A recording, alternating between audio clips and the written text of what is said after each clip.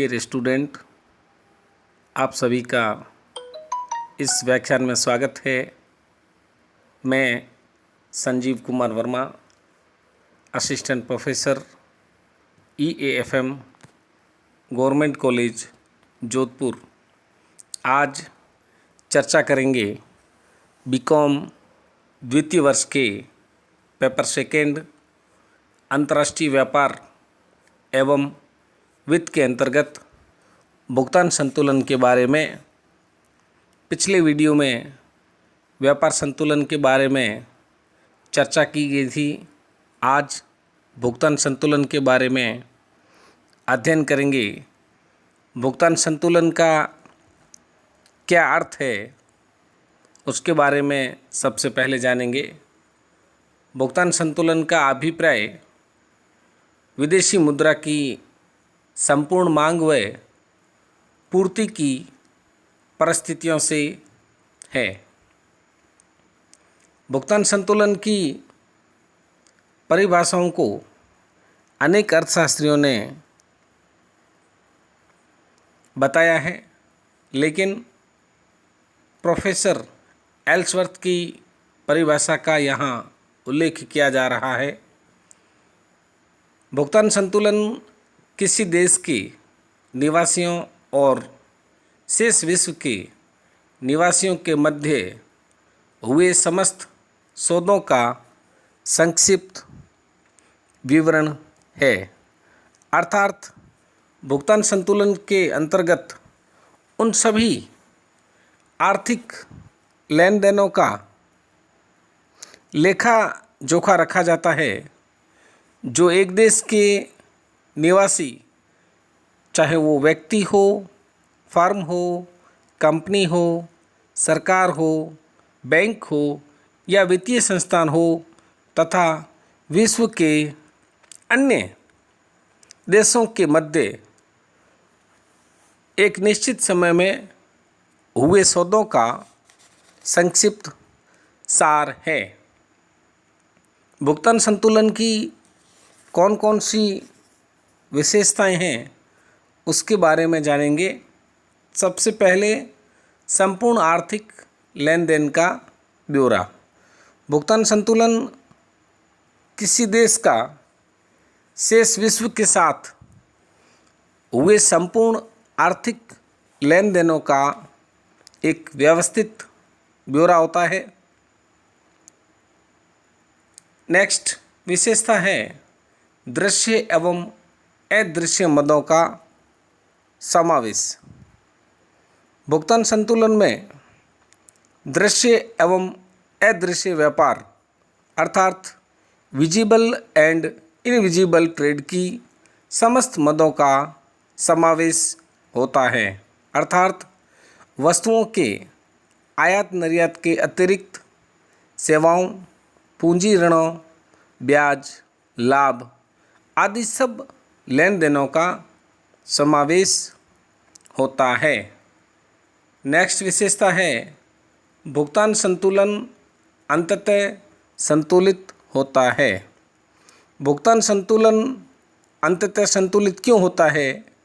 क्योंकि अंतर की पूर्ति स्वर्ण के आयात निर्यात अथवा ऋणों के लेन देन द्वारा पूरी कर ली जाती है।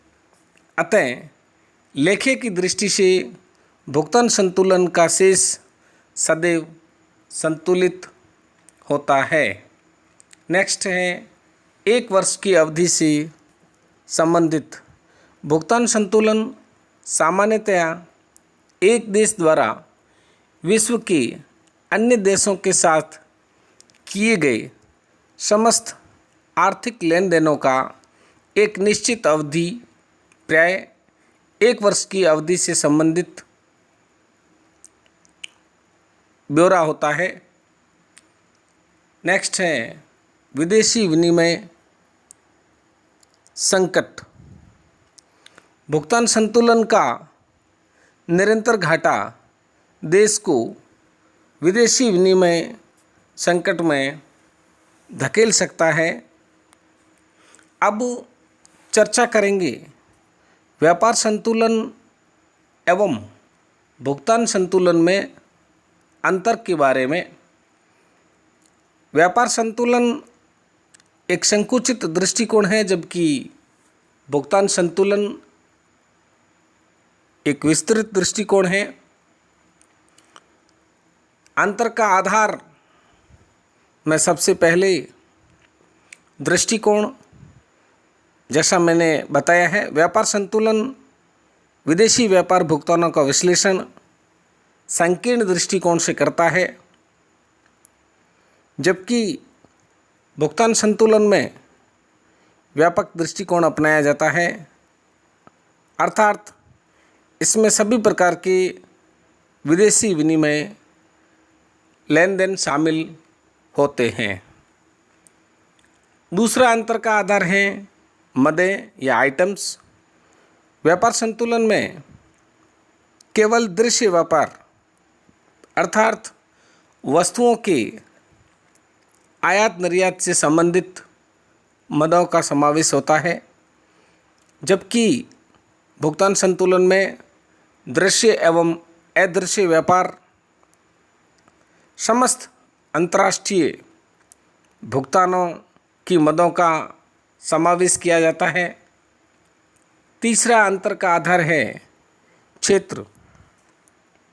व्यापार संतुलन में केवल दृश्य व्यापार के विदेशी भुगतानों का समावेश होने से इसका क्षेत्र सीमित है, जबकि भुगतान संतुलन में सभी प्रकार के विदेशी भुगतानों का समावेश होने से इसका क्षेत्र व्यापक है। नेक्स्ट अंतर का आधार है प्रकृति या नेचर। व्यापार संतुलन पक्ष अथवा विपक्ष में हो सकता है, जबकि भुगतान संतुलन सदैव संतुलित होता है, क्योंकि अगर देश की भुगतान स्थिति असंतुलित हो तो उसे स्वर्ण के आयात निर्यात अथवा ऋणों के लेन देनों से संतुलित कर लिया जाता है। नेक्स्ट अंतर का आधार है विश्लेषण। व्यापार संतुलन में केवल दृश्य व्यापार संबंधी विदेशी भुगतानों का समावेश होने से यह आंशिक विश्लेषण प्रस्तुत करता है, जबकि भुगतान संतुलन में सभी प्रकार के विदेशी भुगतानों का विश्लेषण होने से यह विदेशी मुद्रा की कुल मांग एवं पूर्ति का व्यापक विश्लेषण प्रस्तुत करता है। नेक्स्ट अंतर का आधार है अर्थव्यवस्था का ज्ञान। व्यापार संतुलन पक्ष में होने पर भी आवश्यक नहीं कि अर्थव्यवस्था सुदृढ़ हो, जबकि भुगतान संतुलन पक्ष में होने पर वह सुदृढ़ अर्थव्यवस्था का परिचायक है। नेक्स्ट अंतर का आधार है विनिमय दर निर्धारण। विनिमय दर का निर्धारण भुगतान संतुलन पर निर्भर करता है, क्योंकि यह विदेशी मुद्रा की कुल मांग एवं कुल पूर्ति का ब्यौरा है, जबकि व्यापार संतुलन अपूर्ण ब्यौरा है। यह विनिमय दर को प्रभावित करता है, लेकिन विनिमय दर का निर्धारण नहीं करता है। नेक्स्ट अंतर का आधार है उपयोग। व्यापार संतुलन एक आंशिक विश्लेषण होने से इसका आर्थिक गणनाओं में कम उपयोग किया जाता है, जबकि भुगतान संतुलन अंतर्राष्ट्रीय मौद्रिक संबंधों का व्यापक विश्लेषण होने से इसका आर्थिक गणनाओं में काफ़ी उपयोग होता है।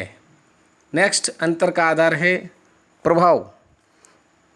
व्यापार संतुलन का अर्थव्यवस्था पर विशेष प्रभाव नहीं पड़ता, जबकि भुगतान संतुलन का अर्थव्यवस्था पर काफ़ी महत्वपूर्ण प्रभाव पड़ता है।